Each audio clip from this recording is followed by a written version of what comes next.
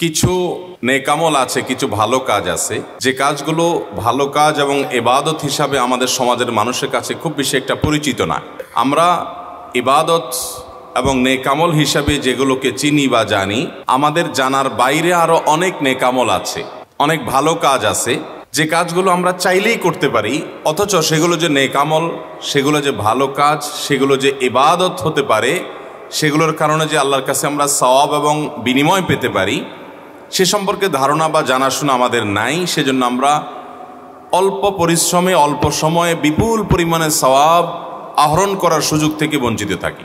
আবার এর বিপরীতে কিছু গুনাহ আছে, কিছু অপরাধ এবং পাপ আছে, যে অপরাধগুলোর অপরাধ হওয়ার কথা আমরা না জানার কারণে অবলীলায় সে অপরাধে আমরা লিপ্ত হয়ে যাচ্ছি এবং আমাদের আমল নামা ভারী হয়ে যাচ্ছে বদামলে, গুনাহে। আজ আমরা সেরকম একটি বিষয়ের সঙ্গে পরিচিত হব, যে বিষয়টি আমরা অহরহ অনেকেই করে থাকি, অথচ সেটি অপরাধ, সেটা আমরা অনেকে জানি না। আর সে বিষয়টি হলো, কোনোভাবে কোনো মানুষকে যদি আমরা কষ্ট দেই অন্যায়ভাবে, কোনো মুসলিমের, এমনকি যে কোনো মানুষের অন্যায্যভাবে অন্যায়ভাবে যদি কষ্টের কারণ হই আমি, তাহলে এর কারণে আমার আমল নামায় গুনাহ লেখা হবে এবং এর কারণে আমার একটা অপরাধ হবে, একটা পাপ হবে। এবং সেই অপরাধ এবং পাপটা কোনো ছোটোখাটো পাপ না, যে মুসাফা করলে অনেক গুনাহ ঝরে যায়, অজু করলে অনেক গুনাহ ঝরে যায়, অনেক নেকামল বিভিন্ন গুনাহ মোচন করে দেয়, সেরকম কোনো আমল দ্বারায় মোচন হয়ে যাবে, এটা সেরকম কোনো ভুল বা সেরকম কোনো অপরাধ না, বরং এটা কাবিরা গুনাহ, যেটা তওবা ছাড়া, ওই ব্যক্তির কাছ থেকে মাপ নেওয়া ছাড়া মাপ হবে না। বিশেষ করে মাহফিলটি যেহেতু ঢাকা শহরে হচ্ছে, ঘনবসতিপূর্ণ একটা এলাকায় হচ্ছে, সেজন্য এই বিষয়ে আমি কথা বলার ইরাদা করেছি। কারণ শহুরে জীবনে এই গুনাহটি, এই অপরাধটি আমাদের দ্বারা সবচেয়ে বেশি হয়। অনেক সময় আমাদের জ্ঞাতসারে হয়, অনেক সময় আমাদের অজ্ঞাতসারেও হয়ে যায়। কোরআনে কারিমে আল্লাহ রাব্বুল আলামিন বলেছেন, ওয়াল্লাযীনা ইউযুনাল মুমিনিনা ওয়াল মুমিনাতি বিগাইরি মাকতাসাবু, যারা কোনো ঈমানদার নারী পুরুষদেরকে, অন্য মানুষদেরকে যারা কষ্ট দেয় অন্যায়ভাবে, কোনো শাস্তিমূলকভাবে, বিচারিকভাবে তার কোনো শাস্তি নির্ধারিত হয়েছে, সেটি কার্যকর হচ্ছে, এরকম কোনো ব্যাপার স্যাপার না, বরং অন্যায্যভাবে অন্যায়ভাবে যদি কেউ কাউকে কষ্ট দেয়, কোনো ঈমানদার নারী পুরুষকে তার কষ্টের কারণ হয়, ফাকাদ ইহতামালু বুহতানাও ওয়া ইসমাম মুবিনা, আল্লাহ রাব্বুল আলামিন বলেছেন, এই কষ্ট দেওয়াটা এটা বুহতান হতে পারে। এটা যদি কারোর চরিত্র নিয়ে প্রশ্ন তুলে তাকে কষ্ট দেওয়া হয়, অথবা কারো সম্পর্কে মন্দ ধারণা করে তাকে কষ্ট দেওয়া হয়, তাহলে এটা বুহতানের গুনাহ হতে পারে, মিথ্যা অপবাদের গুনাহ হতে পারে।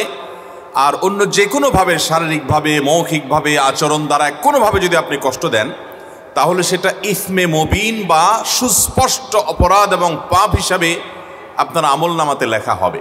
নবী করিম সাল্লাল্লাহু আলাইহি সাল্লামকে জিজ্ঞাসা করা হয়েছে, আবু মুসা আশআরী রাদিয়াল্লাহু তাআলা আনহু, সিনিয়র সাহাবী, তিনি বর্ণনা করেছেন, হাদিসটি বুখারী মুসলিমে একযোগে বর্ণনা করেছে, যে নবীজি সাল্লাল্লাহু আলাইহি সাল্লামকে জিজ্ঞাসা করা হয়েছে, আইয়ুল ইসলামি আফদল, কোন ইসলামটা সবচাইতে বেটার, বেস্ট, সবচাইতে উত্তম ইসলাম কোনটা, কোন মুসলমান সবচাইতে উত্তম মুসলমান হতে পারবে? নবী আলাইহিস সালাম সেই উত্তম মুসলমানের পরিচয় দিতে গিয়ে বলেছেন, মান সালিমাল মুসলিমুনা মিন লিসানিহি ওয়া ইয়াদি, যার হাত এবং মুখ দ্বারায়, যার আচার আচরণ দ্বারা, যার কাজকর্ম দ্বারায়, যার উঠা বসা দ্বারায় সব মানুষ নিরাপদ থাকে, কারোর কষ্ট হয় না, কারোর কষ্টের কারণ হয় না, যে মুসলিমের দ্বারায়, তার ইসলামটাই হলো সবচেয়ে সুন্দর এবং সবচেয়ে উত্তম ইসলাম। মুহতারাম হাজরিন, নবী করিম সাল্লাল্লাহু আলাইহি ওয়াসাল্লামের বিভিন্ন হাদিসের দিকে যখন আমরা তাকাই, তখন আমরা দেখতে পারি যে ভালো মুসলমানকে তিনি চিত্রায়িত করেছেন তার ব্যক্তিগত নফল আমল দিয়ে না, নফল দান সাদকা দিয়ে না, নফল রোজা দিয়ে না, নফল সালাত দ্বারা না, নফল জিকির আজকার দিয়ে না। এগুলো মানুষের মর্যাদাকে বৃদ্ধি করে, এগুলো আল্লাহর নৈকট্য লাভের সুযোগ তৈরি করে দেয়, সেটা ঠিক আছে। কিন্তু একজন মানুষ আল্লাহর কাছে মূল্যবান এবং আল্লাহর কাছে দামি হয় তার নেক আমল দ্বারায়। বিশেষ করে সে যখন মানুষের জন্য কল্যাণকর নিজেকে প্রমাণ করে এবং মানুষকে তার ক্ষতি থেকে বাঁচাবার চেষ্টা করে। আজ আপনি সারা পৃথিবীতে দেখবেন, আমাদের আশেপাশে দেখবেন, বহু মুসলমান আছে আলহামদুলিল্লাহ মুখে নবী সাল্লাল্লাহু আলাইহি সাল্লামের নির্দেশ পালন করতে গিয়ে ওয়াজিব দাড়ি রেখেছেন। আলহামদুলিল্লাহ লেবাস পোশাকের ভিতরে একজন খাঁটি মুসলমানের ছাপ আছে। ব্যক্তিগত পর্যায়ে ইবাদত বন্দেগী আমরা করি, কিন্তু ঘুম থেকে উঠায় থেকে নিয়ে আবার ঘুমানো পর্যন্ত এই পুরো সময়টাতে আমাদের দ্বারা অনেক মানুষ কষ্ট পায়, অনেক মানুষকে আমরা কষ্ট দেই, অনেক মানুষের অধিকার আমরা নষ্ট করি। সময়ত ভাইরা আমার, এভাবে একজন মানুষ দুনিয়ার মানুষের কাছে ভালো মানুষ হতে পারে, বা এজ এ মুসলমান বাহ্যিকভাবে তিনি ভালো মুসলমান মানুষের কাছে হতে পারেন। আল্লাহর খাতে ভালো মুসলমান হওয়ার কোনো পথ এটি নয়। নবী করিম সাল্লাল্লাহু আলাইহি সাল্লাম বিভিন্ন হাদিসে বলেছেন, খায়রুকুম আহসানুকুম, অর্থাৎ তোমাদের মধ্যে, পৃথিবীর মানুষদের মধ্যে সবচাইতে উত্তম মানুষ, সবচাইতে মর্যাদাপূর্ণ মানুষ আল্লাহর কাছে, সবচাইতে ভালো মানুষ আল্লাহর কাছে। এই কথা বলে তিনি কিছু মানুষের কথা, কিছু চরিত্রের কথা উল্লেখ করেছেন, যে এই চরিত্রটা যার মধ্যে আছে সে হলো আল্লাহর কাছে সবচেয়ে ভালো মানুষ, অমুক চরিত্রটা যার মধ্যে আছে সে হলো আল্লাহর কাছে সবচেয়ে শ্রেষ্ঠ মানুষ, অমুক গুণটা যার মধ্যে আছে সে হবে কিয়ামতের ময়দানে সবচেয়ে উত্তম মানুষ, মর্যাদাবান মানুষ। এ জাতীয় যত হাদিস আছে, এই হাদিসগুলোকে আমি একবার খোঁজার চেষ্টা করেছি অনলাইন লাইব্রেরিতে, যেখানে হাজার হাজার লক্ষ লক্ষ হাদিস আছে, সেখানে আমি সার্চ দিয়ে দেখেছি এবং ঘাটাঘাটি করে দেখেছি। বিভিন্ন কিতাবপত্রে আহসানুকুম, খিয়ারুকুম, খায়রুকুম, আহাসিনুকুম, যত রকমের হাদিস এরকম আছে, সবগুলো একত্র করলে দেখা যায় নবী করিম সাল্লাল্লাহু আলাইহি সাল্লাম সে সকল চরিত্রের মানুষদেরকেই বলেছেন সবচেয়ে উত্তম, সবচেয়ে শ্রেষ্ঠ, সবচেয়ে মর্যাদাবান, আল্লাহর কাছে সবচেয়ে প্রিয়। যে মানুষগুলো তাদের আচার আচরণ দ্বারায়, তাদের কাজকর্ম দ্বারায়, তাদের সার্বিক সব বিষয় দ্বারায় অন্য কোনো মানুষ, এমনকি কোনো প্রাণী, এমনকি কোনো ভিন্ন ধর্মের মানুষ, এমনকি কোনো কীট পতঙ্গ, এমনকি আল্লাহর কোনো ক্ষুদ্রাতি ক্ষুদ্র সৃষ্টি, তারও কষ্টের কোনো কারণ হয় না। এই মানুষগুলোই আল্লাহর কাছে প্রিয় হয়, এই মানুষগুলোই দামি হয়, এই মানুষগুলো শ্রেষ্ঠ হয়। অথচ এটাকে আমরা মনে করি জাস্ট একটা ম্যানার্সের ব্যাপার, জাস্ট একটা সামাজিকতার ব্যাপার, জাস্ট একটা মানবীয় গুণের ব্যাপার। এটাকে আমরা ইবাদত হিসাবে বেশিরভাগ মুসলমানরা রিলেট করতে পারি না। মোহতারাম হাজরিন, আপনি হাদিস খুললে দেখবেন নবী করিম সাল্লাল্লাহু আলাইহি সাল্লাম বলেছেন, আহসানুকুম আহসানুকুম কাদাআ, তোমাদের মধ্যে সবচেয়ে ভালো মানুষ সে যে ধার দেনা নিলে, বাকি নিলে এটা পরিশোধ করার সময় ভালো মানুষের পরিচয় দেয়। এই যে মানুষের অধিকারের ব্যাপারে সচেতন হয়, মানুষকে টালবাহানা করে তার পিছনে পিছনে ঘুরতে বাধ্য করে না, বরং সময় মতো সুন্দরভাবে উত্তম রূপে পরিশোধ করে দেয়। তোমাদের ভিতরে সবচাইতে খায়রুল আসহাবি, তোমাদের ভিতরে সবচাইতে উত্তম সঙ্গী হলো যে ব্যক্তি তার সঙ্গীদের কাছে ভালো হয়। তোমাদের ভিতরে সবচাইতে উত্তম মানুষকে, সবচাইতে ভালো মানুষকে নবী সাল্লাল্লাহু আলাইহি সাল্লাম বলেছেন যে তার পরিবারের কাছে ভালো, তার স্ত্রী সাক্ষ্য দেয় যে আমার স্বামী উনি মানুষটা অমায়িক এবং সত্যি ভালো মানুষ, আমার সাথে বদ আচরণ করে না, এই মানুষটা সবচেয়ে ভালো মানুষ। এরকম সবচেয়ে ভালো মানুষের যত তালিকা আছে, বিশেষ করে হাদিসের মধ্যে 11-12 শ্রেণী মানুষের কথা আমরা আমাদের খোঁজাখুঁজির পর আমরা পেয়েছি। সেখানে এক শ্রেণী মানুষের কথা জানি, খায়রুকুম মান তাআল্লামাল কুরআনা ওয়া আল্লামাহ, যে ব্যক্তি কোরআন শিখে মানুষকে কোরআন শিখায়। কোরআনের শিক্ষক শিক্ষার্থীরা সবচেয়ে শ্রেষ্ঠ মর্যাদাবান। এছাড়া অন্য সব শ্রেণীগুলো দেখবেন মানুষকে যারা কষ্ট দেয় না, যারা চেষ্টা করে যে আমার দ্বারা কারো কোনো কষ্ট যেন না হয়, সচেতন থাকে, সতর্ক থাকে যে আমার কোনো কথা দ্বারা, আমার কোনো আচরণ দ্বারা কারো কষ্ট হচ্ছে কিনা, এই মানুষগুলো সবচেয়ে শ্রেষ্ঠ মানুষ। নবী করিম সাল্লাল্লাহু আলাইহি সাল্লামের চরিত্র যদি আপনি দেখেন, আপনি অবাক হয়ে যাবেন। তার চরিত্রের মধ্যে আমরা অনেকে আজকাল কাচুমুচু করে নিজের ভালো মানুষই জাহির করি, বিনয় জাহির করি। এটাকে তিনি অ্যাপ্রিসিয়েট করতেন না। তিনি অ্যাপ্রিসিয়েট করতেন কোনটাকে? যে সার্বিকভাবে একজন মানুষ অন্য কোনো মানুষের কষ্টের কারণ হবে না, এই ব্যাপারটিতে তিনি সতর্ক থাকবেন। এর মাধ্যমে তিনি সবচেয়ে চরিত্রবান হবেন। নবী করিম সাল্লাল্লাহু আলাইহি সাল্লাম সাহাবীদের সাথে তিনি এমনভাবে মিশতেন যে সাহাবীরা প্রত্যেকে মনে করতেন নবীজি আমাকে সবচেয়ে বেশি ভালোবাসে। এখন আপনি একটা প্রতিষ্ঠানে দায়িত্বশীল আছেন, আপনার অধীনে কিছু লোক আছে, অথবা আপনি একটা পরিবারের কর্তা, আল্লাহ তাআলা আপনাকে ছেলে মেয়ে দিয়েছেন। এই লোকগুলোর মধ্যে আপনি সবার প্রতি আচরণ এমন হবে যে কারোর প্রতি বিমাতা সুলভ আচরণ করবেন না, কারোর প্রতি বিরূপ আচরণ করবেন না, বরং আপনার আচরণ দ্বারা সবাই জানবে যে আপনি সবার হিতাকাঙ্ক্ষী এবং কল্যাণকামী। এটা উত্তম আখলাক ছাড়া সম্ভব না। এই উত্তম আখলাকওয়ালা মুসলমান দুনিয়াতে পাওয়া খুব কঠিন। বাহ্যিক লেবাসে পোশাকে অথবা বাহ্যিক আমল ইবাদতে মুসলমান আপনি বহু পাবেন, কিন্তু যার সকাল থেকে রাত পর্যন্ত পুরো দিনে তার দ্বারা কোনো মানুষ কষ্ট পায় না। যদি কষ্ট পায় তাহলে সে যখনই আঁচ করতে পারে যে আমি কাউকে কষ্ট দিয়ে ফেলেছি, সাথে সাথে সে সেটাকে নিষ্পত্তি করে ফেলে, মাপ চেয়ে সেটাকে শেষ করে তারপরে সামনে অগ্রসর হয়। এই মানুষগুলো হলো আল্লাহর কাছে সবচেয়ে প্রিয় মানুষ। আমাদের নবী করিম সাল্লাল্লাহু আলাইহি ওয়াসাল্লাম, তার দ্বারা কেউ কখনো আঘাতপ্রাপ্ত হন নাই। তার একাধিক স্ত্রী ছিলেন এবং উম্মুল মুমিনিন উম্মাহাতুল মুমিনিন রাদিয়াল্লাহু তাআলা আজমাইন, তাদের মধ্যে মাঝে মধ্যে টুনটান হয়েছে। তারা মানুষ ছিলেন, যার কারণে ভুল বোঝাবুঝি বা কোনো বিষয়ে মান অভিমান হয়েছে। নবী করিম সাল্লাল্লাহু আলাইহি ওয়াসাল্লাম নিজেও অভিমান করে তাদের থেকে দূরে থেকেছেন, কিন্তু কখনো মুখ দিয়ে কোনো কটু কথা বের হয় নাই, কখনো কাউকে আঘাত করেন নাই, কারোর শরীরে টাচ করেন নাই শাস্তি দেওয়ার জন্য। কোনো প্রকার কটু মন্তব্য করার প্রশ্ন তো তার সামনে উঠতেই পারে না। এভাবে তিনি গোটা পৃথিবীর মানুষের জন্য সর্বোত্তম আদর্শ হয়েছেন। আজ আমাদের মধ্যে এই জিনিসটার সবচেয়ে বেশি অভাব ভাইরা। আমাদের দ্বারা মানুষ কষ্ট পায়। কত মানুষ যে সারাদিনের মধ্যে কষ্ট পায়। আপনি একটা রিক্সায় উঠেছেন, রিক্সাওয়ালা বেচারা হয়তো কোনো ভুল করেছে, আপনি তাকে অকথ্য ভাষায় গালিগালাজ দিয়ে বসলেন, হয়তো একটু জোরে ব্রেক দিয়েছে, কষ্ট হয়ে গেছে আপনার, আপনি তাকে এমনভাবে বকাঝকা করলেন লোকটা মনে আঘাত পেয়েছে, কিন্তু বলার কিছু সাহস পায় নাই।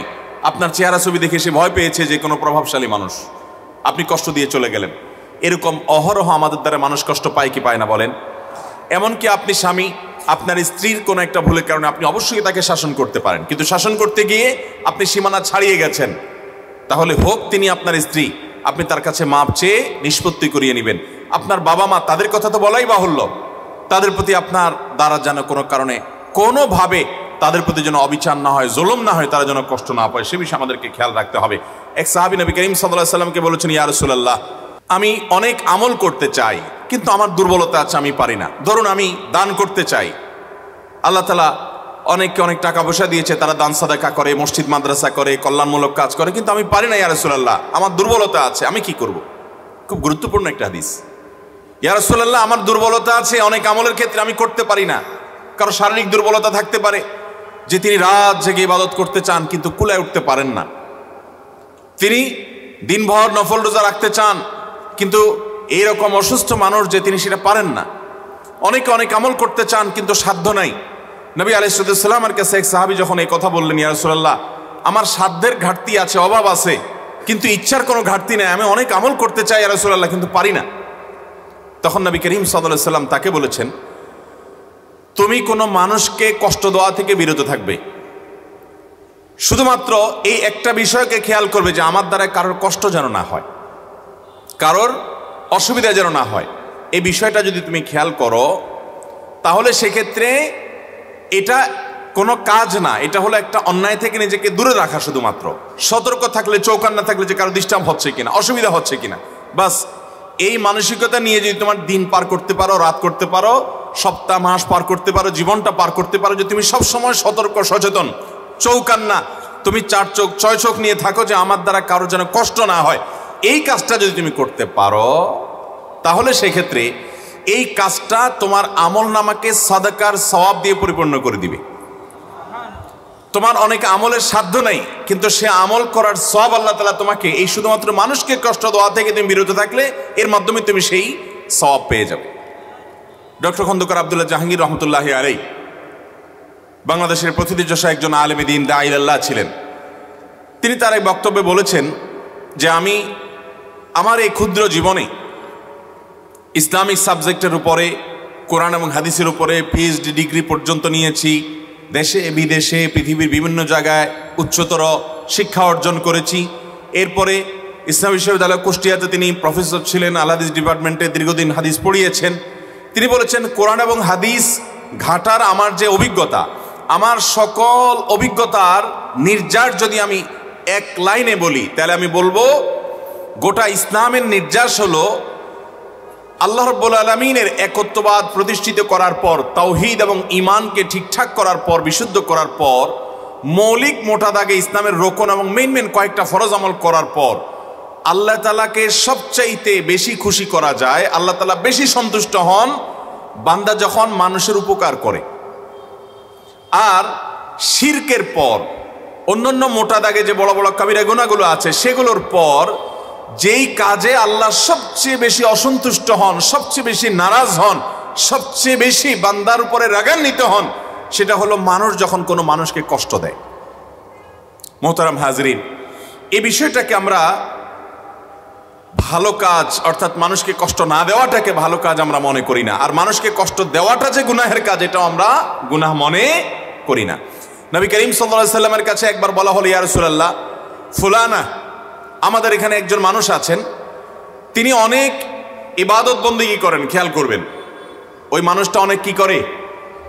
অনেক নফল রোজা রাখে, অনেক নফল নামাজ পড়ে, প্রচুর ইবাদত বন্দেগী করে। ওনার ইবাদত বন্দেগীর কোনো ঘাটতি নাই, কিন্তু তিনি তার প্রতিবেশীকে কষ্ট দেয়, প্রতিবেশীর সাথে সম্পর্কটা ভালো না।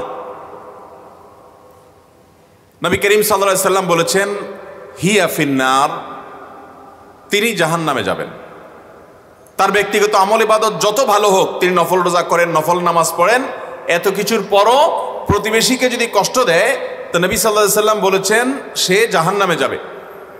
এরপরে বলা হলো, ইয়া রাসূলুল্লাহ, আরেকজন আছে যিনি মৌলিক মোটা মোটা 5 ওয়াক্ত ফরজ নামাজ পড়েন, অতিরিক্ত নফল নামাজ পড়তে সুযোগ পান না, তিনি হারাম কাজগুলো থেকে বেঁচে থাকেন, অন্যান্য ছোটখাটো অন্যান্য নফল আমলগুলো করার সুযোগ পান না, কিন্তু তার দ্বারা কোনো মানুষ কষ্ট পায় না।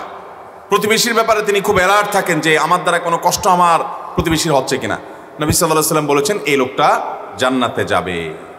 মোহতারাম হাজরিন, নবী আলাইহিস সালাম আরো বলেছেন, একজন মানুষ আরেকজন মানুষের সাথে চুপো চুপে কানে কানে কথা বলছে, কানে মুখে কথা বলছে, এই যে কানাঘুষা করছে সেখানে আরো একজন মানুষ আছে, তার কাছ থেকে লুকিয়ে এই দুইজন যে কানাঘুষা করছে, নবী করিম সাল্লাল্লাহু আলাইহি সাল্লাম বলেছেন এই কাজটা করার কারণে ওই লোকটার কষ্টের কারণ হলো, এবং এটা গুনাহের কথা, এটা কোনো নাজায়েজ কথা না, এটা কোনো জায়েজ কথা না যে আপনি দুজন মিলে কোনো এক জায়গায় কানাঘুষা করবেন, সেখানে তৃতীয় আরেকজন আছে, তাহলে লোকটা মনে কষ্ট পাবে যে আমার থেকে তারা গোপন করছে, কি এমন কথা। যদি আপনার কানাঘুষা করতে হয় তো এমন কোনো জায়গায় চলে যান যেখানে এরকম কোনো মানুষ নেই যিনি মনে কষ্ট করতে পেতে পারেন, তাহলে আপনার কোনো আচরণ দ্বারা কারো কষ্ট হতে পারে, এটাও আপনার গুনাহের কারণ হবে, আপনি টেরই পাচ্ছেন না আপনার আমলনামায় গুনাহ লেখা হচ্ছে। মোহতারাম হাজরিন, এই ধরনের গুনাহ আমাদের আমলনামাতে খুঁজলে দেখা যাবে ভরপুরভাবে এরকম অপরাধ আছে। শহর জীবনের কয়েকটা গুনাহের, মানুষকে কষ্ট দেওয়ার কয়েকটা দৃষ্টান্তের কথা বলি। আপনারা রামপুর এলাকাতে থাকেন, খুব বেশি একটা খালি জায়গা নেই, সব বাড়ি হয়ে গেছে, তাই না? শুধু রামপুরে কেন, ঢাকা শহর বেশিরভাগ এলাকাতেই খালি জায়গা খুব কম। যদি কোনো খালি জায়গা থাকে, ধরুন আশেপাশে সব বিল্ডিং ভবন হয়ে গেছে, মাঝে একটা খালি জায়গা আছে, এই খালি জায়গাটা এটার কি দশা হয় বলেন? খেলাধুলা করার সুযোগ পান সেরকম খালি জায়গা কয়টা আছে? খুব কম। বেশিরভাগ জায়গাগুলো ময়লার বাগাড়ে পরিণত হয়, ঠিক কিনা বলেন? একজন মসজিদে যাচ্ছে ফজরের নামাজ পড়ার জন্য, 5 ওয়াক্ত নামাজের মধ্যে সবচেয়ে গুরুত্বপূর্ণ নামাজ আসর এবং ফজরের নামাজ। মুনাফিকের খাতা থেকে নাম কেটে যায় ফজর এবং এশা যে পড়তে পারে, আর ফজর এবং এশা যার জন্য পড়া কষ্টকর, মুনাফিকের লক্ষণ তার ভিতরে আছে। তাহলে একটা মানুষ যখন ফজর নামাজ পড়তে যায়, সে তো সমাজের এলিট শ্রেণীর মুসলমান, ক্রিম মুসলমান, সবচেয়ে আপার ক্লাসের মুসলমান। এই আপার ক্লাসের মুসলমানটা ফজর নামাজ পড়তে যাওয়ার সময় অনেক সময় দেখা যায় কোনো কোনো মানুষকে, আমি তো বহু দেখেছি ঢাকায়, যে আপনার ময়লার পলিথিনটা বাসা থেকে নিয়ে উনি ফজর নামাজ দিকে যাচ্ছেন, যাওয়ার সময় নিজের বিল্ডিংয়ের সামনে একটা খালি জায়গা আছে, উপর থেকে ছুঁড়ে ফেলে দিলেন খালি জায়গায় দিয়ে, উনি বিসমিল্লাহ বলে ছুটছেন হয়তো, আবার এরপর তিনি মসজিদে চলে গেলেন। এরকম মুসলমান আমাদের সমাজে খুব অল্প না অনেক বেশি। এই যে কাজটা করলাম, কাজটা কি হালাল হলো না হারাম হলো? হারাম। এরপরে আপনি চিপস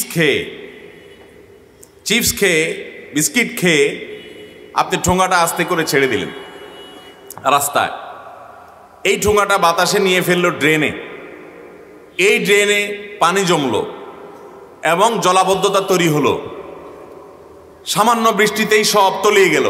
এমনিতেই নানা দিক থেকে অবকাঠামোগত দুর্বলতা তো আছেই, এর মধ্যে আবার আপনি মরার উপরে খড়ার ঘাড় মতো করে ঠোঙ্গা ফেলাইলেন, আপনার ঠোঙ্গা আপনার মতো এরকম আরো 100 জন ফেললো, 200 জন ফেললো, এগুলো যেতে যেতে ড্রেনে জ্যাম হয়ে এলো, পানি জমে গেল। এমনকি ওই পানি থেকে, সেখান থেকে আপনার এডিস মশা জন্ম নিয়ে সেই মশা কোনো মানুষকে কামড় দিয়ে ক্ষতিগ্রস্ত করে, অসুস্থ করে, এমনকি মৃত্যুর মুখেও পতিত করতে পারে। আপনি কিন্তু জানলেন না, ওই যে ফেলে দিয়ে চলে গেলেন। ডাব খেয়ে ডাবের খোসাটা, মালাটা আপনি ফেলে দিয়ে চলে গেলেন। এই মালা, সেখানে বৃষ্টির পানি জমলো, সেখানে মশা তৈরি হলো, সেই মশার মধ্যে এডিস মশা তৈরি হয়ে সেই মশা কোনো মানুষকে দংশন করে দেখা গেল তার ইমিউন সিস্টেম দুর্বল বা কোনো কারণে সে মৃত্যুমুখে পতিত হয়ে গেল বা সাফার করলো, অনেক টাকা খরচ হয়ে গেল। এই ধরনের আমাদের অজান্তে গুনাহ হয় কি হয় না বলেন? কিন্তু এই কাজগুলোকে আমরা কি গুনাহ মনে করি? কয়জন মানুষ গুনাহ মনে করি বলেন? সম্মানিত ভাইরা আমার, শুধুমাত্র এগুলাই নয়, আমরা যখন কথা বলি, আমি গতকালকে কোন এক জায়গায় খুব ভালো একটা মসজিদে সালাত আদায় করেছিলাম, তো দেখি যে সেই মসজিদের একজন নিয়মিত মুসল্লি, মাশাআল্লাহ খুব লম্বা দাড়িও আছে, পাঞ্জাবি গায়ে আছে, মাথায় টুপিও আছে, বোঝা যাচ্ছে উনি প্র্যাকটিসিং মুসলমান। ওনার কোন একটা সমস্যা নিয়ে উনি ফোনে আলাপ করছেন, দুনিয়াবী সমস্যা, এমন জোরে জোরে আওয়াজ করছেন যে আশেপাশে মানুষের নামাজের কেরাত ভুলে যাওয়ার উপক্রম। এই ধরনের ঘটনাগুলো আমাদের সমাজে এত বেশি হয় যে আমরা এগুলো খেয়ালই করি না যে আমার দ্বারা আরেকটা মানুষের কষ্ট হচ্ছে বা কষ্ট হতে পারে। আপনি ঢাকা শহরের সর্বত্র দেখবেন যে প্রায় সময় বিয়ে শাদী উপলক্ষে একটু বেশি দেখা যায়, অন্য সময় দেখা যায় যে হাই ভলিউমে গানের আওয়াজ শুনি আমরা, আছে না নাই? তরুণদেরকে যদি বলেন যে ভাই গান শুনতে চান শুনেন, আপনি আস্তে শুনেন, আপনি জোরে আওয়াজ দিয়ে শুনছেন কেন? তো যুবক কোলাপন অনেক সময় বলে, হুজুর এটা হাই ভলিউমে শুনলে এটা একটা আলাদা একটা ফিলিংস আছে। এটা তো আপনাদের বোঝার কথা না। কিন্তু ভাই, আপনার ফিলিংসের কথা না হয় আমি বুঝলাম, কিন্তু আপনার গানের আওয়াজ আর একটা মানুষের কষ্টের কারণ যদি হয়, তাহলে এর কারণে আপনার শুধু গান শোনার গুনাই হবে না, এর কারণে মানুষকে কষ্ট দেওয়ার গুনাহ হবে, যেটা গান শোনার গুনার চাইতে কয়েক গুণ ভয়াবহ। আপনি গান শুনছেন একা একা, সেটার কারণে আপনার আমল নামাতে যেই গুনাহ লেখা হবে, যে অপরাধ লেখা হবে, সেই অপরাধটা আল্লাহ চাইলে মাফ করে দিতে পারেন, আল্লাহর হক এটা। এটা জটিল, খুব জটিল ইস্যু না। যদি আপনি তবায় নাসুহা খাটি অন্তরে তবা করেন, আর কখনো করবেন না, ফিরে আসেন, আল্লাহ মাফ করবেন, এ আশা করা যায়। কিন্তু আপনি হাই ভলিউমে শোনার কারণে যে মানুষগুলোর বিরক্তির কারণ হলো, কষ্টের কারণ হলো, কথা বলতে পারলো না, তাহলে এই মানুষগুলোকে কষ্ট দেওয়ার কারণে আপনার আমল নামাতে যে গুনাহ লেখা হবে, শতবার গান শোনার কারণে অত ভয়াবহ গুনাহ আপনার আমল নামা লেখা হবে না। শুধুমাত্র সেটা, ইসলাম যে কত সুন্দর। আমাদের প্রিয় নবী সাল্লাল্লাহু আলাইহি সাল্লাম মসজিদে নববীতে ইতিকাফরত অবস্থায় এক সাহাবী একটু জোরে জোরে কোরআন তেলাওয়াত করছে। এতক্ষণ তো গানের কথা বললাম, জোরে জোরে কোরআন তেলাওয়াত করছে, এবং তার জোরে জোরে কোরআন তেলাওয়াতের কারণে স্বাভাবিকভাবে আশেপাশে অনেকের ধ্যানমগ্নতা ডিস্টার্ব হচ্ছে, কেউ জিকির আজকার, কেউ নামাজ পড়ছেন। নবী আকরাম সাল্লাল্লাহু আলাইহি সাল্লাম তাকে বললেন, দেখো তুমি যাকে শোনাতে চাচ্ছ এই তিলাওয়াত, তিনি কোনো বধির নন, তিনি আলিমুম বিযাতিস সুদূর, তিনি সবকিছু শুনতে পান, মনের জল্পনাও যিনি জানেন, তাকে শোনাবার জন্য তুমি এত জোর করে পড়ার দরকার নাই। তার মানে আশেপাশে লোকদের কষ্ট হচ্ছে, নবী করিম সাল্লাল্লাহু আলাইহি সাল্লাম তাকে উচ্চ স্বরে, অর্থাৎ স্বাভাবিক স্বরের চাইতে অনেক বেশি জোরে, যাতে মানুষের ডিস্টার্ব হয়, সেইভাবে কোরআন তেলাওয়াত করতে নিষেধ করেছেন। অথচ আমাদের এই সমাজে দেখবেন যে অনেকে মা বাবার মারা যাওয়ার পর বা কোনো এরকম আনুষ্ঠানিককে কেন্দ্র করে মাইক লাগিয়ে হাফেজ সাহেবদেরকে ভাড়া করে এনে কোরআন তেলাওয়াত করায়, আছে না নাই বলেন? এই কোরআন তেলাওয়াত করানোর কারণে সওয়াব তো হবেই না, বরং গুনাহ হবে। মানে এই ব্যাপারে কোনো সন্দেহ করার কোনো সুযোগ নাই। মোহতারাম হাজরিন, ইসলাম আমাদেরকে সেই সুন্দর জীবন যাপন করতে বলেছে। আমাদের অজান্তে কত মানুষ যে কষ্ট পাচ্ছে সেটা আমরা হয়তো অনেকে খেয়াল করি না। আমাদের বিশেষ করে যখন বয়সে তরুণ থাকি আমরা, আমাদের তরুণ বন্ধু যুবক যারা আছেন, শরীরে কয়েকজন একসাথে একটু ভাবসাব চলে আসে কি আসে না? খুব ভাবসাব চলে আসে শুনলে। তখন এবার গান শুনবেন, ডেক সেটে হাই ভলিউমে আপনি গান শুনবেন, কেউ কিছু বলবে সাহসই পায় না। অনেক সময় দেখা যায় পাবলিক পরিবহনে, বাসে বা যে কোনো গাড়িতে কয়েকজন বন্ধু বান্ধব যুবক উঠছে, তো এমনভাবে আড্ডা জমায়ে দেয় যে কয়েকজন পশু যদি একসাথে উঠে ধরেন কয়েকটা কুকুর, কয়েকটা গরু, কয়েকটা ছাগল আপনি কোনো একটা বাহনে একসাথে তুললেন, ওরাও একসাথে কয়েকজন হওয়ার পরে হইচই করে আশপাশে বসবাসের পরিবেশ অযোগ্য করে ফেলবে, এরকম করে না? করে? কিন্তু মানুষ করে। এই জন্য আল্লাহ তাআলা এই শ্রেণীর মানুষকে বলেছেন উলাইকা কাল আনআমি বাল হুম আদাল, যে তাদের হিতাহিত জ্ঞান যখন নাই, এই মানুষগুলো চতুষ্পদ জন্তুর চাইতে আরো কি, আরো নিকৃষ্ট, আরো খারাপ, আরো পথহারা। চতুষ্পদ জন্তু এত খারাপ হয় না। ভাইরা আমার, শহরের জীবনে বিশেষ করে ঢাকা শহরের মতো যেই শহরে এত ঘনবসতি, এত বেশি আমরা কাছাকাছি বসবাস করতে হয়, ছোট্ট শহর, অনেক মানুষ, এখানে অ্যাজ এ মুসলিম আমাদেরকে প্রতিটা মুহূর্তে হিসাব করতে হবে। ইভেন আমি ফোনে কথা বলছি পাবলিক পরিবহনে, আমার ফোনে কথা বলাটা আশপাশে কোনো মানুষের ধ্যানমগ্নতা ব্যাঘাত সৃষ্টি করছে কিনা। আমি একবার কোনো একটা বাসে দেখছিলাম যে এক আল্লাহর বান্দা উনি ওয়াজ শুনতেছেন মোবাইলে খুব জোরে জোরে, একবার সম্ভবত আমার ওয়াজই শুনতেছিলেন। তো উনি মনে করছেন যে আমি আসি, আমার ওয়াজ শুনতেছেন, আমি খুশি হব আর কি। আমি বললাম, ভাই এই ন্যাক্কারজনক কাজটা আপনি না করলেও পারতেন। আপনি ওয়াজ শুনবেন ভালো কথা, আপনি হেডফোন লাগাই নেন, আপনি ইয়ারফোন লাগাই নেন, লাগে আপনি ওয়াজ শুনেন। কিন্তু আপনার ওয়াজের আওয়াজ আশেপাশে অনেক মানুষের বিরক্তির কারণ হতে পারে, কষ্টের কারণ হতে পারে। এটা ইসলাম না, এটা ইবাদত না, এটা গুনাহ, এটা সওয়াবের কাজ না। আজকের এই মাহফিলের মাইক কোথাও 4 নম্বর রোডে বোধহয় লাগানো হয়েছে, সেখানে সম্ভবত যৌক্তিক কারণ ছিল, মহিলারা আছেন তাদের জন্য লাগানো হয়েছে। কিন্তু এর আশপাশের লোকজন আমাকে মেসেজ করছে যে ভাই আপনি নাকি মাহফিলে আসবেন, এই মাইকের আওয়াজে তো আমাদের জীবন অতিষ্ঠ হয়ে যাচ্ছে। আমি জানাই দিয়েছি ওনাদেরকে, আমি অর্ধেক পথে আসতে বললাম, আমি ব্যাক করলাম, আমি যাব না, আমি মাহফিলে আসবো না, আমি জানাই দিয়েছি ওনাদেরকে, যদি মাইক বন্ধ না হয়। আলহামদুলিল্লাহ ওনারা মাইক বন্ধ করবে, আমি বললাম ঠিক আছে, আমি আসলাম। ঢাকা শহরের এই ঘনবসতি, এই জায়গায় আপনি যদি কয়েকটা মাইক লাগান, যারা ওয়াজ শুনতে চাইছে তারা আসছে, তাদের গরজ আছে।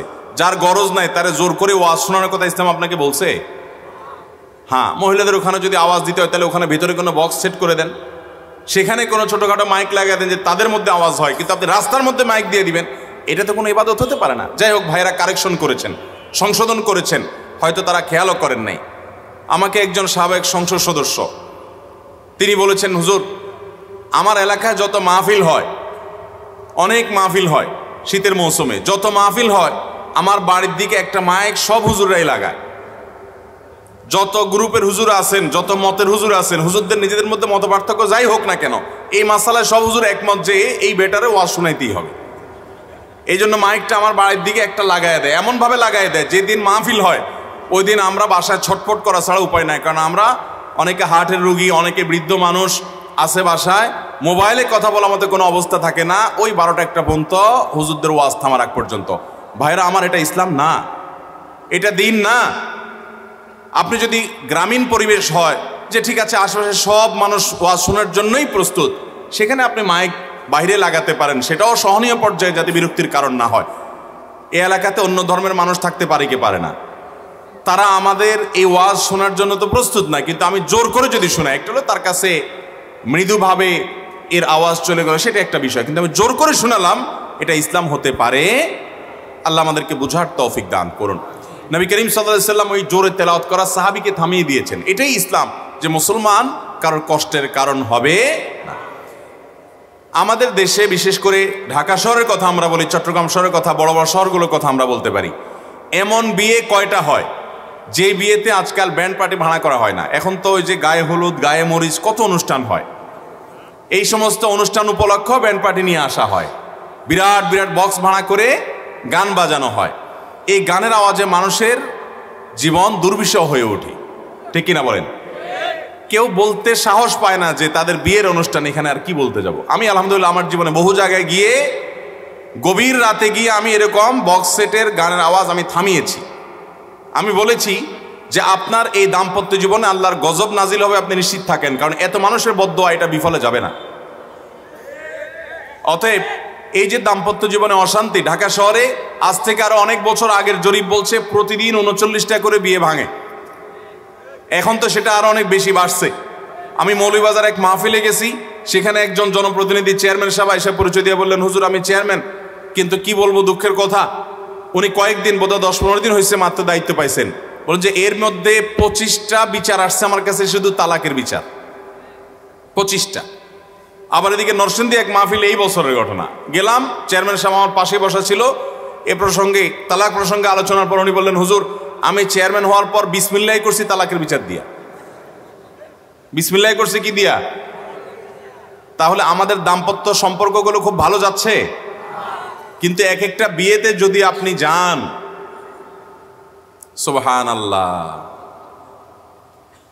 আমি এক বিয়েতে গেছি, 5 মিনিট কোন রকম, 5 মিনিটও হবে কিনা যায় না, 5 মিনিট বহু কষ্টে অপেক্ষা মানে অবস্থান করে তাড়াতাড়ি করে যান বাসায় চলে আসছি, খাওয়া দাওয়া থুইয়া। বলো যে খায়া যান, আমি না ভাই খাওয়ানোর শখ নাই আমার, ভাই মিটে গেছে, ভাই বাইরে চলে আসছি। কারণ পরিবেশ এরকম যে সেখানে একজন ইমানদার মানুষ বসবাস করার, বসার মতো, একটু সময় কাটাবার মতো কোনো সুযোগ, যুবকরা বিয়ে জীবনে কয়বার? একবারের বেশিও সুযোগ আছে ইসলামে, কিন্তু একবার করতেই তো অবস্থা খারাপ। তো একবারই যখন বিয়ে হবে তাহলে সেই বিয়েটা গুনাহমুক্ত হবে, কোনো মানুষের কষ্টের কারণ হবে না ইনশাআল্লাহ। যুবকরা প্রতিজ্ঞা করবো তো ইনশাআল্লাহ যে আমার বিয়েতে কোনো মানুষের কষ্টের কারণ আমি হতে দেব। আপনার গান বাজনা করতে মনে চাচ্ছে, আপনি রুমের ভিতরে গান বাজনা করেন, আপনার গুনাহ হবে, আপনি অন্য মানুষকে কষ্ট দিলেন না। কিন্তু আপনি যদিও মুসলমান হিসাবে সেটাও করা উচিত না, কিন্তু আপনি যদি হাই ভলিউমে গানের আওয়াজ চালায় রাখেন, আপনি হয়তো অনেক ফুর্তিতে আছেন, আপনার পাশের ফ্ল্যাটে কেউ হয়তো খুব ডিপ্রেশনে আছে, কোনো পেরেশানিতে আছে, তার কাছে এখন গানের আওয়াজ শুনতে ভালো লাগছে না, কিন্তু আপনি তাকে বাধ্য করছেন। অথবা আরেকজন মুসলমান, তিনি আল্লাহর ভয়ে গান বাদ্যযন্ত্র তিনি শুনবেন না, আপনি তাকে শুনতে বাধ্য করছেন। এই রকম বিয়ে ঢাকা শহরে এখন প্রায় সব গানের আওয়াজে এলাকা, এখন তো শুধু বিয়ে না, আকিকা হয়, এমনকি আপনার ওই যে পোলাপানের জন্মদিবস, কয়দিন পর পরই এর জন্মদিবস, ওর জন্মদিবস, এরপরে শুরু হবে কয়দিন পরে নিজের বাসায় যে বিড়াল পালে, যে কুত্তা পালে, ওইগুলোর জন্মদিবসেও শুরু হয়ে যাবে এই সমস্ত ডেক্সের গান আওয়াজ। ভালো করে শুনে রাখেন, ভদ্রতা শুধুমাত্র টাই, স্যুট, বুট, টুপি, জুব্বা এগুলোর মধ্যে ভদ্রতা না, ভদ্রতা আচরণ দ্বারা প্রমাণ হয়। যার আওয়াজ দ্বারা, আচরণ দ্বারা মানুষ কষ্ট পায়, তার চাইতে অসভ্য, তার চাইতে অভদ্র, তার চাইতে খারাপ মানুষ, তার চাইতে মানে খারাপ মুসলমান আর হতে পারে।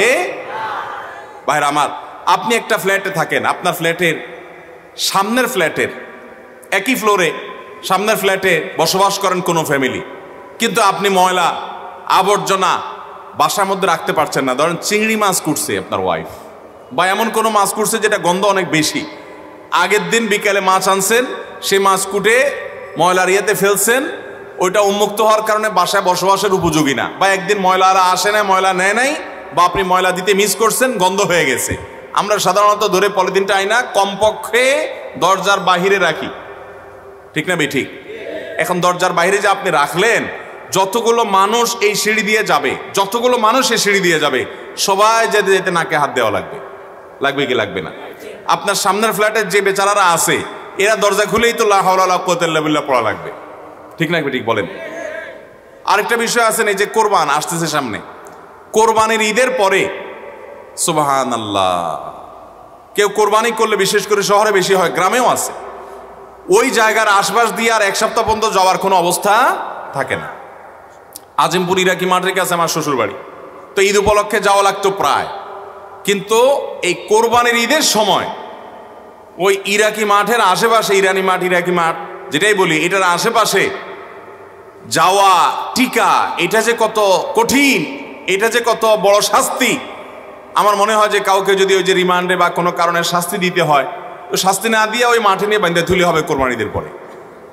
যে গোবরের গন্ধে আপনার বট খাইতে মনে চাইছে, মাশাআল্লাহ, বট খাওয়া হালাল, আপনার রুচি কুলালে আপনি খান, কিন্তু আপনি একটা গর্ত খুঁড়ে ময়লাগুলো সেখানে ফেলে দিয়ে বটগুলো নিয়ে ধুয়ে আপনি বাসায় নিয়ে মোচে তাও দিতে দিতে খাচ্ছেন, অথচ ওইটার কারণে পরিবেশ নষ্ট হচ্ছে, মানুষ কষ্ট পাচ্ছে, দুর্গন্ধ হচ্ছে। আল্লাহর কসম, এটা কখনো ভালো মুসলমানের চরিত্র হতে। কিন্তু এই ধরনের কাজগুলো করার সময় আমাদের বিবেক বেশিরভাগ সময় কাজ করে না। ভাইরা আমার, এই জন্য আসলে আজকের মাহফিল থেকে আমরা শপথ নেই, আমাদের দ্বারা কোনো মানুষকে আমরা কষ্ট দেব না, যেন কষ্ট না হয় সে উপরে দায়িত্বশীল থাকবো, চেষ্টা করবো তো ইনশাআল্লাহ। অমুসলিমদের মধ্যে যখন এই সমস্ত গুণগুলো দেখি আমার খুব কষ্ট লাগে। পৃথিবীর বিভিন্ন দেশে আপনি যখন যাবেন, ইউরোপের অনেক দেশে আপনি যখন যাবেন, আমি টোকিওতে গিয়ে খেয়াল করেছি খুব ভালোভাবে, জাপানে বিভিন্ন শহরে যাওয়ার সুযোগ হয়েছে, কয়েকটা শহরে যাওয়ার সুযোগ হয়েছে, আমি খেয়াল করেছি যে তারা মুসলমান না, কিন্তু কথা যখন বলে, কয়েকজন মানুষ যখন থাকে, মোবাইলে কথা বলার সময় আমি অনেককে দেখেছি যে এরকম হাত দিয়া মুখে তারপরে কথা বলে, যাতে করে পাশের লোকের ডিস্টার্ব না হয়। আর আমাদের অবস্থা হলো যে বিমানে যখন আমাদের ঢাকার দিকে আসি বা ঢাকা থেকে কোনো বিমান যায়, তো 4-5 বন্ধু বান্ধব মিলা বিমানটাকে রীতিমতো গ্রামের চা দোকান বানায় ফেলায়। এমন বকবক, এমন কথা, আশপাশে মানুষের কি কষ্ট হচ্ছে, কারোর ঘুমের ক্ষতি হচ্ছে, কোনো দেখা দেখি। অনেক সময় দেখা যায় পোশাক আশাক দেখলে মনে হয় এরা শিক্ষিত, এরা কলেজ ইউনিভার্সিটিতে পড়ালেখা করেছে, শিক্ষিত মানুষ, কিন্তু 4-5 জন মিলে আড্ডা শুরু করছে, মানুষ যে আরো আছে আশেপাশে, এই হিতাহিত জ্ঞানটুকু পর্যন্ত নাই। আমরা এইভাবে দিন দিন ভয়ঙ্কর একটা জায়গায় চলে যাচ্ছি। আমাদের এই শহরটাকে যদি বসবাসযোগ্য করতে হয়, তাহলে মানুষকে কষ্ট দেওয়ার এই অপরাধ থেকে বাঁচার জন্য আমাদেরকে শপথ নিতে হবে। চেষ্টা করবো তো ইনশাআল্লাহ। ভাইরা আমার, জি, হুন্ডা খুব সাউন্ড করে। আপনি বলেন হুন্ডা সাউন্ড করে, ভাই আমি তো আরেকটা জানি যে কিছু কিছু হুন্ডার সাউন্ড দেখি অ্যাবনর্মাল সাউন্ড। অ্যাবনর্মাল সাউন্ড আছে না কিছু কিছু কিছু গাড়ির মধ্যে সাউন্ড আছে, অ্যাবনর্মাল সাউন্ড। পরে আমি জানার চেষ্টা করলাম ব্যাপার কি, গাড়িগুলো অন্য গাড়ি গেলে তো আওয়াজ না, এগুলো এরকম ভো ভো করে কেন? পরে বললো যে ওই যে সাইলেন্সার পাইপ না কি বলে যে এটা কি ফাটায় রাখে না, এটা ইচ্ছাকৃত কিভাবে এটাতে কি সমস্যা করে, এটা করলে আওয়াজটা একটু বেশি হয়। ভাইরা আমার, আল্লাহর জমিনে কত সৃষ্টি যে আছে, কত মাখলুক যে আছে, এর একমাত্র সংখ্যা আল্লাহ তাআলাই। এটাও এক প্রকারের মাখলুক, দেখতে মানুষের মতোই মনে হয়, ঠিক কিনা বলেন? দেখতে মানুষের মতোই মনে হয়। আমি গত 2-3 সপ্তাহ আগে মুগদা একটা হসপিটালে আমার এক নিয়ারেস্ট আত্মীয়কে দেখে আমি আসছিলাম। আমার সেদিন যমুনা টেলিভিশন লাইভ আছে, লাইভে বসতে হবে আমাকে 3:30টার মধ্যে, এদিকে টাইম আছে খুব কম। আমি দেখি যে 10-12টা মোটরসাইকেল বাইর হয়ে আমার গাড়ির সামনে যুবক পোলাপান, এক একটাতে 2-3 করে তারা যাচ্ছে খুব বীরের বেশে, শ্বশুরবাড়ি যাওয়ার মতো মুডে, খুব ধীরে সুস্থে ঠান্ডা মাথায় যাচ্ছে। পুরা রাস্তার 1 মাস 11 মাস দখল করে, পিছনে আমরা সব তাদের দাস, তারা দেশের মালিক, এরকম একটা ভাবসাব নিয়ে তারা চলতেছে। পিছন থেকে আমরা সব যাচ্ছি, কিসের তুই হরন, কেউ হরন বাজার সাহসও পাচ্ছেন। এই অবস্থা করে তারা যতদূর মনে চাইছে ততদূর গেছে। এরপরে তারা একটা ফ্লাইওভারে গিয়ে বাম দিকে মোড় নিয়ে চলে গেল, তারপরে আমরা যাইতে পারছি। দয়া করে দাসদেরকে যাওয়ার সুযোগ দিছে মালিকরা, তখন আমরা যাইতে পারলাম। ভাইরা আমার, এই যে তারুণ্য, এটা কিন্তু চিরকাল থাকবে না ভাই। একটা সময় তারুণ্যের এই উচ্ছলতা এটা কেটে যাবে, এটা টিকবে না, এটা সারা জীবন থাকবে না। কিন্তু আফসোসগুলো থেকে যাবে, আফসোসগুলো থেকে যাবে। নবী করিম সাল্লাল্লাহু আলাইহি ওয়াসাল্লামের একটা হাদিস, কত শত জায়গায় যে আমি বলেছি, কতবার যে আমি বলি, নবী করিম সাল্লাল্লাহু আলাইহি ওয়াসাল্লাম বলেছেন, আতাদরুনা মানিল মুফলিস, তোমরা কি জানো সবচেয়ে বড় ভিখারি কে? সাহাবীরা বলছেন, ইয়া রাসূলুল্লাহ, আল মুফলিসু ফিনা মান লা দিনার লাহু ওয়া লা দিরহামা, যার টাকা পয়সা নাই, এই তো অভাবী আমরা জানি। নবী সাল্লাল্লাহু আলাইহি ওয়াসাল্লাম বলেছেন, আরে এই অভাবী, এই ভিখারির কথা আমি বলছি না, এ আসল অভাবী না। দুনিয়াতে টাকা পয়সা নাই, আজকে নাই কালকে আসবে, 2 দিন পরে আসবে, অথবা না আসলে সে জান্নাত পাইলো, আখিরাতে পাবে, এটা তো ব্যাপার না। আসল ভিখারি, আসল অভাবীর পরিচয় নিতে চাও তাহলে শোনো, একটা মানুষ দুনিয়াতে অনেক নফল নামাজ পড়ছে, অনেক নফল রোজা রাখছে, অনেক যাকাত, দান, সাদেকা, হজ, উমরা, জিকির, আজকার, তাসবিহ, তেলাওয়াত, ওয়াজ মাহফিল, মাদ্রাসা, মসজিদ প্রতিষ্ঠা, মসজিদে হাজির হওয়া, ওয়াজ মাহফিলে হাজির হওয়া, ওয়াজ শুনছে, ওয়াজ করছে, অনেক ভালো কাজ করছে, আমলের পাহাড় নিয়ে এসে জান্নাতে মোচে তাও দিতে হাজির হয়েছে যে আমার জান্নাত ঠেকাবে কে। কিন্তু সে দেখেছে দুনিয়াতে সে যত মানুষের অধিকার নষ্ট করেছে সব এসে হাজির হয়ে গেছে, এসে রীতিমতো আল্লাহ তার কাছে নালিশ দিচ্ছে, আল্লাহ এই ব্যক্তি অমুককে গালি দিয়েছে, অমুককে আঘাত করেছে, অমুক এসে বলবে আল্লাহ আমাকে গালি দিয়েছে, আমি গালির জবাব দিতে পারি না, আমার সে ক্ষমতা ছিল না, দুনিয়াতে বিচার পাই নাই, আজকে তো বিচার হবে, আমি আজকে তার বিচার চাই। তখন তার নেকামল থেকে পাওনাদারকে দিয়ে দিয়ে দিয়ে দিয়ে পাওনা পরিশোধ করতে করতে একটা পর্যায়ে নেকামল সব শেষ হবে, কিন্তু পাওনাদার তখনও থেকে যাবে। এবার পাওনাদারদের পাপের বোঝা এই আগের দুনিয়ার দেনা পরিশোধ করার জন্য তার মাথায় দিয়ে তারপর তাকে জাহান্নামে ফেলা হবে। এরকম হতভাগা ভিখারি আমরা কি হতে চাই? তাহলে আসুন আমরা শপথ করি, আমরা কোনো মানুষের কষ্টের কারণ হব, চেষ্টা করবো তো ইনশাআল্লাহ। প্রতিদিন রাতে শোয়ার আগে, টাইম তো পাই না আমরা এখন, কারণ ফেসবুক, ইউটিউব, টুইটার, হোয়াটসঅ্যাপ, আমাদের কাছে এত এঙ্গেজমেন্ট, এক একজনের ফেসবুকে যাদের পার্সোনাল আইডি আছে সর্বোচ্চ 5000 পর্যন্ত বন্ধু আমাদের। এইসব বন্ধুদের হক আদায় করতে করতে একটা ইনবক্সে নক করে, জবাব না দিলে মাইন্ড করে, আরেকটা কমেন্ট করে, দোস্ত কমেন্ট করলাম, আমি পাল্টা রিপ্লাই পাইলাম না, আরেকটা লাইক করছে, হ্যাঁ দোস্ত লাইক করলাম তোর পোস্টে, তুই তো আমার পোস্টে করলি না, মেনশন করলাম তুই তো একটু খেয়াল করলি না। এইসব ফেক বন্ধু, 2 নম্বর কাগজে বন্ধুদের হক আদায় করতে করতে আসল বন্ধু, আসল আপনজনদের হক আদায় করার টাইমই আমাদের হাতে। রাতে শোয়ার আগে অন্তত কিছু সময়ের জন্য মোবাইল টোবাইল ফেলে দিয়ে আসুন আল্লাহ তাআলার কাছে একটু জবাবদিহি করার চেষ্টা করি যে আমি আজকে সারাদিনে কারোর অধিকার, কারোর কষ্টের কারণ হয়েছে কিনা। যদি হয়ে থাকে তাহলে খুব দ্রুততার সাথে তার কাছ থেকে এটা নিষ্পত্তি করে নিব। কারণ নবী সাল্লাল্লাহু আলাইহি ওয়াসাল্লাম বলেছেন কিয়ামত আসার আগে এগুলো নিষ্পত্তি করে ফেলো। আচ্ছা ভাই, গরু, ছাগল, হাঁস, মুরগি কিয়ামতের ময়দানে এদের কোনো ইবাদত বন্দিগি, যৌবন কেমনে কাটাইছে, উপার্জন কেমনে করছে, খাইছে কেমনে, মোরগে কোথায় যায় ঠোকর দিছে, কাটটা খাইছে, হালাল খাইছে না হারাম খাইছে, কোনো জিজ্ঞাসাবাদ হবে? কি বলেন? এদের কোনো জিজ্ঞাসাবাদ হবে? মোরগরে আল্লাহ তাআলা বলবে তুই যে ঠোকর দিছস এটা তো আরেকজনের মানে বিটাতে গিয়া তার চাউলটা খাইছস, ওটা তো তোর মালিকের ছিল না, হারাম খাইছস। কোন বিচার হবে তাদের? একটা বিচার হবে। সকল প্রাণীর একটা কমন বিচার হবে। কি সেটা? নবী করিম সাল্লাল্লাহু আলাইহি ওয়াসাল্লাম বলেছেন সকল প্রাণী যারা মাটির সাথে মিশে গেছে কিয়ামতের পর, কিয়ামতের দিন আল্লাহ তাআলা তাদেরকে জীবিত করবেন। জীবিত করার পর একটা মোরগ অন্য মোরগটা আঘাত করেছে, গায়ে জোর বেশি ছিল, আঘাত করে রক্তাক্ত করে ফেলেছে অথবা আহত করেছে কিংবা মেরে ফেলেছে, এক কথা কষ্ট দিয়েছে। কোনো একটা পশু তার শিং ছিল, আরেকজনের শিং ছিল না, যার শিং ছিল সে আঘাত করে দুর্বলটাকে কষ্ট দিয়েছে, আঘাত করেছে, জুলুম করেছে। আল্লাহ রাব্বুল আলামিন কিয়ামতের ময়দানে ওই দুর্বলের মাথায় শিং দিয়ে, তার মাথা তাকে শক্তি দিয়ে এবার যে দুনিয়াতে জুলুম করেছে বলবে তুমি তোমার সেই জুলুমের প্রতিশোধ নাও, তাকে পাল্টা আঘাতের সুযোগ দিবেন। যখন সে আঘাতের সুযোগ সে পাবে এবং আল্লাহর অনুমতি সাপেক্ষে সে যখন তার প্রতিশোধ গ্রহণ করবে, এরপর আল্লাহ তাআলা বলবেন এরকম সবার দেনা পানা পরিশোধ করার পর আল্লাহ তাআলা বলবেন কোন তুরাবা, তোমরা সবাই মাটি হয়ে যাও।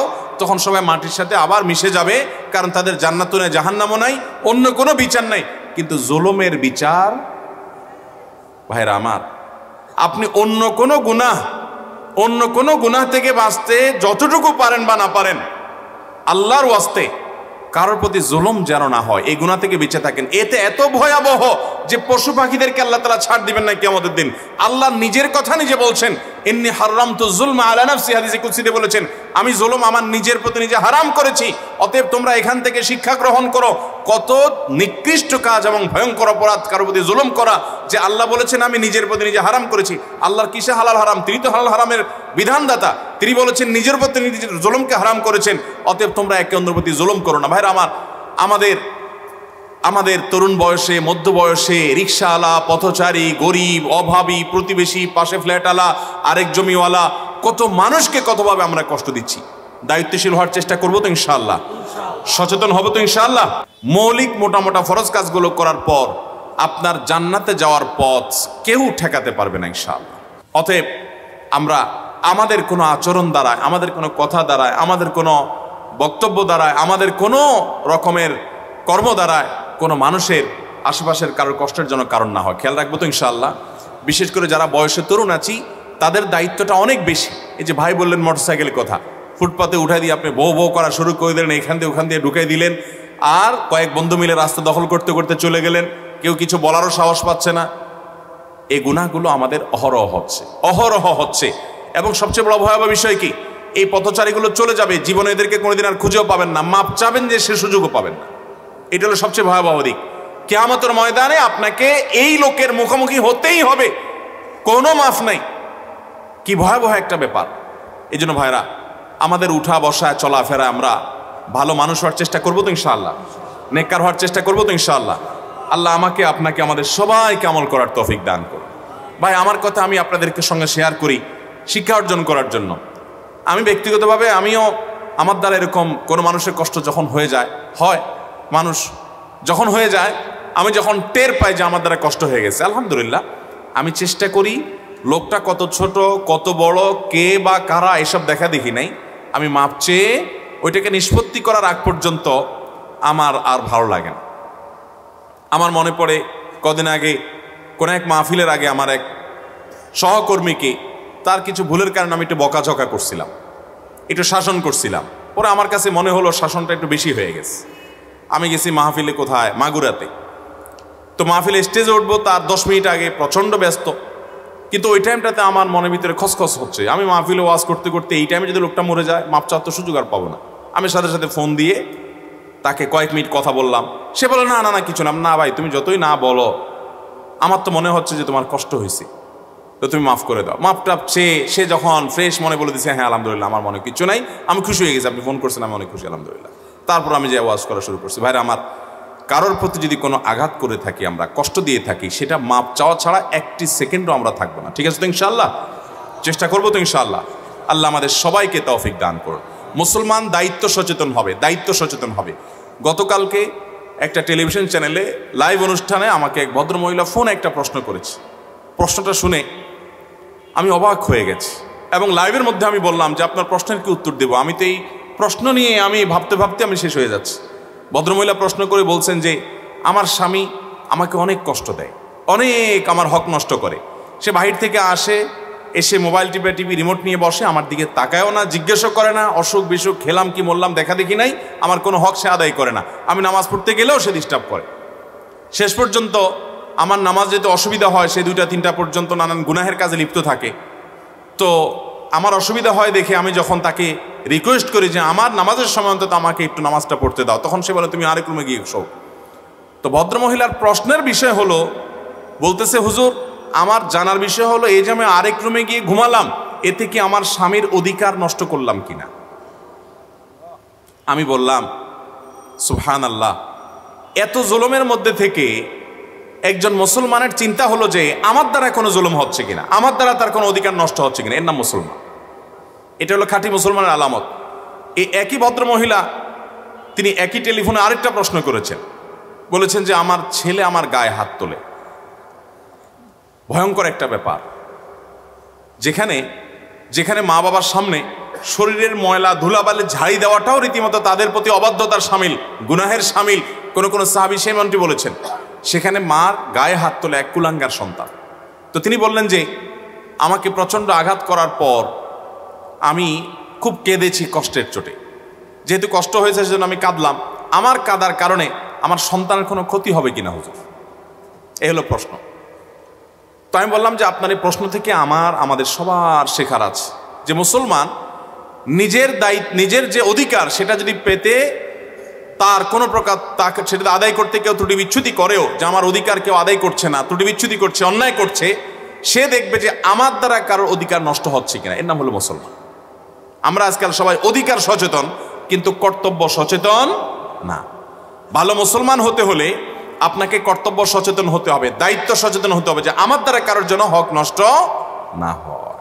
চেষ্টা করবো তো ইনশাআল্লাহ। আল্লাহ তাআলা আমাকে আপনাকে আমাদের সবাইকে এটি মেনে চলার তৌফিক দান করুন। এই একটা আরজ আমি রাখলাম আজকের মাহফিল থেকে, আমরা প্রত্যেকে সাথে এই জিনিসটা নিয়ে যাই যে এখন থেকে আমি কারোর কষ্টের কারণ হবে না। সেটা আমার বন্ধু বান্ধব হতে পারে, প্রতিবেশী হতে পারে, মা বাপ তো বটেই, সেটা স্বামী স্ত্রী হতে পারে, সেটা আমার অফিসে কলিগ হতে পারে, পথচারী হতে পারে, বাসে আমার পাশে সিটালা হতে পারে। আপনি দেখবেন যে ওই যে চেয়ার কোচ বাসগুলোতে যদি চড়েন অভ্যাস থাকে কারোর, তো দেখবেন প্রায় সময় কেওয়াজ বাদে কি হয়েছে, একজনের সিট ডাউন করে দিছে, একটু বেশি ডাউন করে দিছে, পিছনে যে সিট আছে তার বুকের উপর পড়ে গেছে সিটটা, তো মারে জোর করে ধাক্কা। এ ভাই আপনি পাগল হয়ে গেছেন নাকি, আমার গায়ের উপরে এসে আপনার সিট পড়ছে, আপনি কি চোখে দেখেন না কিছু? আবার সে পিছনের দিকে কল্লাটা উল্টায় দেখে বলে ভাই আপনার কি সমস্যা, আপনারটা আপনি সহায় দেন। হয় কি হয় না বলেন ভাইরা আমার? আমাদের সমাজে আপনি যদি তাকান কোন জায়গায় যাবেন আপনি, আমাদের ভিতরে মনুষ্যত্ব, মানবতা, মানবিক গুণাবলী, মুসলমানের আখলাক আল্লাহর কসম ভাই হারিয়ে যাচ্ছে নাই। অথচ যিনি সিটটা ডাউন করছেন তার উচিত ছিল যে পেছনের লোকদের ডিস্টার্ব হচ্ছে কিনা আস্তে আস্তে ডাউন করা এবং জিজ্ঞেস করা ভাই, কারণ ওই লোকটা তো প্রতিবেশী, পাশের সিটালা প্রতিবেশী না, কয়েক ঘন্টার জন্য তো প্রতিবেশী। আর নবী সাল্লাল্লাহু আলাইহি সাল্লাম বলেছেন যে ব্যক্তির কষ্ট থেকে তার প্রতিবেশী নিরাপদ থাকে না, প্রতিবেশীকে কষ্ট দেওয়া থেকে যে ব্যক্তি বিরত থাকে না, সে ব্যক্তি ইমানদার হতে পারে না। তার উচিত ছিল সিটটা ডাউন করার সময় বলা ভাই বেশি হয়ে গেলে, বেশি নিচে হয়ে গেলে বলেন প্লিজ, আপনার কষ্ট হচ্ছে কিনা ভাই, ডিস্টার্ব হচ্ছে কিনা। এ হলো একটা ভালো মানুষের কথা, ভালো মুসলমানের কথা। এবং একইভাবে ওই লোকও বলার কথা যে ভাই ঠিক আছে অসুবিধা নাই, ভাই আমার বেশি অসুবিধা হয়ে যাচ্ছে, আপনি একটু উঠাবেন প্লিজ। এটা হলো একজন মুসলমানের আখলাক। কিন্তু মুসলমান কোথায় পাবেন? রাস্তাঘাটে আচার আচরণ দেখলে মনে হবে সব মানুষ, মুসলমান তো পরের কথা, মানুষও কিনা এটা নিয়ে সন্দেহ। এই যে কয়দিন আগে ফুটবল খেলা গেল, বিশ্বকাপ ফুটবল হলো, এই ফুটবল উপলক্ষে যে উন্মাদনা দেখা গেছে, আমাদের দেশে মূলধারার মিডিয়াতেও আপনি দেখবেন না এই বিষয়গুলোর কোনো সমালোচনা আছে। অর্থাৎ এগুলো যে দোষ অপরাধ, এগুলো নিয়ে সমাজে মানুষের কোনো চিন্তাভাব নাই, যেন নাই। আমি কক্সবাজার এক হোটেলে ছিলাম, মাহফিল শেষে রাত্রে এসে মাত্র ঘুমাইছি, এমন চিৎকার চেঁচামেচি শুরু হলো আশেপাশে, কিসের ঘুমটুম সব শেষ। এখন আমি যে এরকম অবস্থার মধ্যে পড়েছি, আমি তো ইয়াং মানুষ, কত বৃদ্ধ মানুষ আছে, হার্টের রোগী, ওষুধ খেয়ে ঘুমাতে হয়েছে। এই যে চিৎকার কারণে মানুষগুলোর কষ্ট হচ্ছে, গভীর রাত পর্যন্ত চিৎকার চেঁচামেচি, এটা কোনো সভ্য মানুষের কাজ হতে পারে? একটা গোয়ালে যদি ধরেন 10-20টা গরু একসাথে থাকে, বা একটা চাতালে ধরেন অনেকগুলো ছাগল থাকে, বা একটা ফার্মে অনেকগুলো মুরগি থাকে একটা খোয়াড়ে, কোনোদিন শুনছেন যে এরা একসাথে সবাই মিলে চিৎকার চেঁচামেচি করে আশেপাশে সবার ঘুম ভেঙে দিচ্ছে, এরকম কোনো ঘটনা শুনছেন? কোনো পশুরাও এরকম কাজ করে না। আরে ভাই, তোমার আনন্দ হয়েছে বুঝলাম, তোমার আনন্দ রাত 3টা বাজে করতে গিয়ে আশপাশে মানুষের ঘুম ভাঙা দিচ্ছে, এটা কোন ভদ্রতা, এটা কোন মনুষ্যত্ব? কিন্তু আমাদের সমাজে এগুলো হয় কি হয় না বলেন? অহরহ হয়, অহরহ হয়। আল্লাহ রাব্বুল আলামিন আমাদেরকে এই সমস্ত গুনাহ থেকে বেঁচে থাকার তৌফিক দান।